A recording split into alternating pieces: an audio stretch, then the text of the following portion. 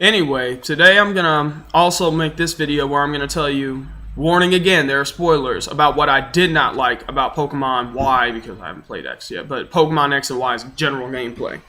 Now, earlier in the other video, I will mention that the EXP share allows you to get more EXP because it's a key item now, and any of your Pokemon that battle get 100% EXP, but all of your Pokemon in the back get 50%. My complaint about this is that you get it right after you beat the first gym, and it makes grinding way too easy. When I got to endgame, when I beat the Elite Four, my main party was a non-legendary party. It was all Pokemon that I had been using relatively from the beginning. I had a Chesnaught, a Blastoise, Lucario, Blaziken, the event, Torchic, blah, blah, blah, Aegislash, and Talonflame. They were all in their late 80s, breaking 90 when I beat the game. Now, granted, I went out of my way. I caught every Pokemon I saw that I did not already catch, and you now get EXP for catching Pokemon. This, again, is making it too easy to level up. You don't have to keep the EXP share on. It is optional for you to turn off the EXP share, which is good. Because if you don't want to make the game unnecessarily unchallenging, you don't have to use it. But I thought that made the game too easy, but then I get attached to it and I'm lazy. I don't really go through my key pocket and turn it off. So I had a big complaint about that.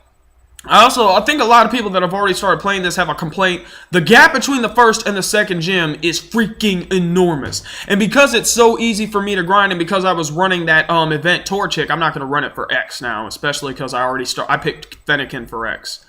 I was furious about the fact that I had a Blaziken that was so far over leveled that it would disobey me when I got to a gym battle. I actually got its ass kicked in one of my gym battles because it was so far over leveled it would not obey me. I won the battle itself, but I didn't like that. I thought that was stupid. That it made it so easy and there was such a big gap that it wouldn't obey me.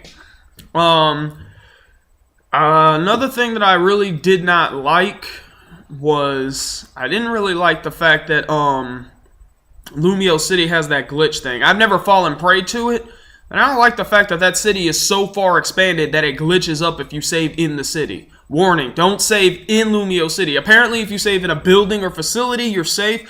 Don't save in the actual, walking streets of the city. That city was so hard to freaking navigate. I went around blind trying to find everything, and then after a while, it's gotten to the point where I don't even try to get anywhere on foot or on the bicycle. I just take the cabs. And the cabs charge a fee. You get a reduced fee, reduced by half if you have a good coordinated outfit, but I still don't. I still don't like how that cab fucking works. I don't like the fact that it's so big that I have to go out of my way just to keep my ducks in a row. I also don't like the fact that the clothes in the game are cool looking and everything, and it's fun to customize your character, but then they cost an arm and a leg. And TMs are still repeated use. And that's another thing I don't like, is that the good TMs that you can get, in the post game, and then stuff like Thunder and Blizzard and blah blah blah and things like that, they're expensive as crap, and their clothes are expensive as crap. Of course, I usually want to get TMs before I worry about aesthetics, but I don't like the fact that I had to pick and choose because everything was so expensive. It was a pain in the butt to get Sandstorm and crap back in Gen 5. And now we gotta go through this crap. I didn't like that. I really did not like that. I don't like the fact that when you plant berries now, they can grow weeds. And if you don't pick the weeds, you can't harvest your crop. I don't like that. They randomly pop up. They can pop up while you've just planted it in the soil before it even sprouts a seedling. You're just like, oh, there's weed here. Would you like to pluck the weed? I'm like, do I have to? I don't want to pluck it. And now you can't. So you can't water it. You can't do anything. It's like, what? Get the fuck out. So I really didn't like that at all. I thought it was kind of annoying how some of the caves and stuff, the caves have these things where certain caves Pokemon appear just at random, but now there's also shit where there will be blotches of darkness, or Pokemon will just dart out of certain areas or swoop down from certain areas, and repels don't work on that crap. They had stuff like that in Generation 5, but you could visibly see where they were popping up. And unless they popped up in the exact path you were going and you were on your bike and you did not even have time to maneuver out of the way, you could avoid it. But now you kind of can't. I also didn't like one of the restaurants. There are restaurants in Lumio City that basically you pay a fee to go in and you battle some trainers. And they give you a meal before each battle and say that this is best eaten within this number of turns. So this is an easy way for you to grind up money if you're good at this, because if you beat the trainer within that many turns, you get a group of mushrooms and you can sell those for money at the end. And the closest you get to exactly what they designate as the number of turns, and none of your Pokemon faint while you're doing this, you get a lot of mushrooms and you'll end up profiting when you leave. Like, let's say, like for the first one, that's how I grinded up my money. There's 3 levels of the regular restaurants for this, and then after you beat the game, there's this place called the Sushi High Roller. It's called the High Roller for a fucking reason. First of all, the trainers in the High Roller don't carry that much money. Even if you use the the Amulet Coin, and even if you use the O-Power are like temporary buffs you get during the game, and one of them increases the amount of money you get. Even if you do that, and I assume even if you get perfect turns, you're probably not gonna profit. It costs $500,000 to eat there.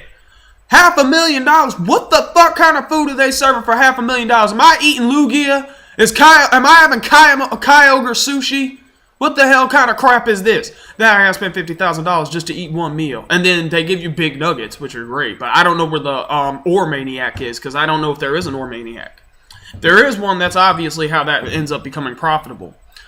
But I didn't like that place. The actual battles of Pokemon, for grinding purposes, it was actually somewhat good. But the fact that you have to spend so much money to go there, it defeats the purpose.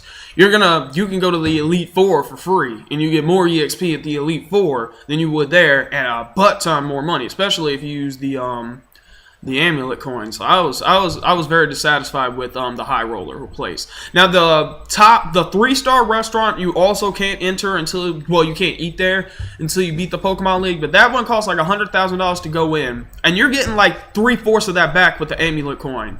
So you're definitely gonna profit. That's like a good way to turn profit. And it's also, the Pokemon are in their 50s. It's a pretty easy place to do some grinding. So I didn't have any complaints about that. That High Roller place is my only complaint as far as restaurants. That place sucked. I liked Horde battles, but I didn't like the fact that there was... The one aspect I didn't know about Horde battles is if you're in a Horde battle, there is a chance a Pokemon in that Horde battle will have its hidden ability. And you don't have to go through the Dream World crap to get it. Now you just have to do a Horde battle and hopefully get it. But I don't think every Pokemon in that Horde will have the ability. So you have to just get lucky, or you have to have a way to anticipate what ability it has. I think there's you can do Trace. But remember, Trace is random. If you're in a double battle or a triple battle or whatever, it picks at random what you're gonna get. So I didn't like that. I didn't like the fact that Horde battles, you kind of just had to figure it out on your own. And the other thing I didn't like is Horde battle Pokemon are much lower leveled than everything else there. Like, let's say the general level quota is around the 40s or the 50s, the Hordes will be like in their 20s. They're like half, like 45% of what the general level quota is for that area, or something along that line. And that makes it really hard for you to catch them, because remember, it's a group of Pokemon. Like, normally I swear by Quick Balls. I caught Yveltal and Mewtwo and a lot of other Pokemon with Quick Balls. I've always, ever since Gen 4, sworn by the Quick Ball. But Horde battles, they don't let you throw a Quick Ball because you have more than one Pokemon you have to catch. So, and if you use an AoE, you have a higher chance of sweeping the Horde before you get to catch one of them. So that's kind of annoying. I didn't really like that. And my last and most significant complaint that I think I have at the moment, they brought roamings back. Depending on what starter you get, apparently one of the legendary birds from Generation 1 will appear. So I have Articuno in my white, and I started with Chespin. Articuno shows up and then just fucking bolts, but you don't get a chance to get a free punch in it or anything. My understanding is, one of my friends told me that it shows up a few times and then eventually it will nest somewhere and you have to catch it, as in like a regular battle. I don't know where it is. I kind of want to just find out the hard way, and I actually want to get gameplay in X, so I'm not really in a rush to get there right now. All I'm doing in Y right now is like breeding, because I'm trying to dex fill, and I want to get some babies to fill the dex. And I'm also kind of thinking about EV training, because I have 2 shinies on Pokemon Y already. Yeah, you guys can hate me. I have 2 shinies. Before like even the 4th gym, I had a shiny Machop and a shiny Spupa, which is now a shiny Vivillon. So yeah, you guys are permitted to hate my guts, but that's just it.